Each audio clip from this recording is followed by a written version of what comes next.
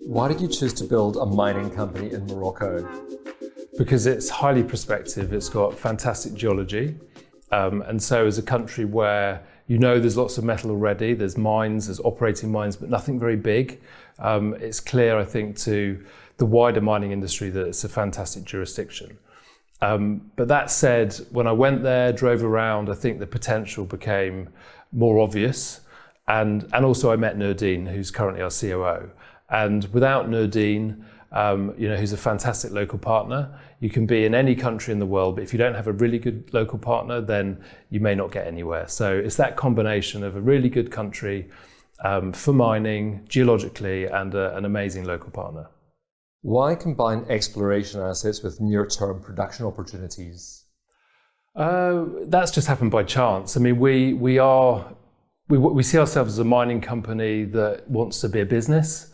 So getting into production quickly makes sense to us. But it just happens to be that Agadir Malul has very near surface mineralization. And actually when the first independent consultant went out there, who's a mining engineer, he said, you just got to build this straight away. You don't need to drill it, which is very much the engineer's approach.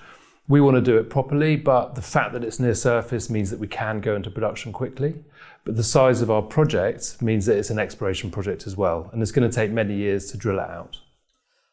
How much does the long-term copper story strengthen your investment case? Well, every time the copper price goes up, the value of the copper in the ground goes up with it. When we get into production, the profit margins will increase with a higher copper price, assuming relatively flat, operating costs.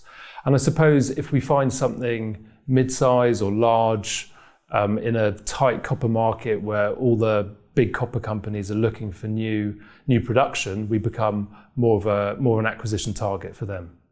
Why is your strategy to build smaller, scalable mines rather than chase one giant discovery?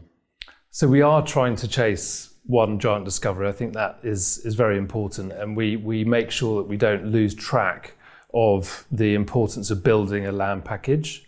And I suppose if I've had any input into this project, it's that aggressive, let's get as much ground as we can in this prospective area. But going into production soon, as I said, because it's shallow, because there's very little capex to get into production, there's very little sustaining capex, it's something that we can do.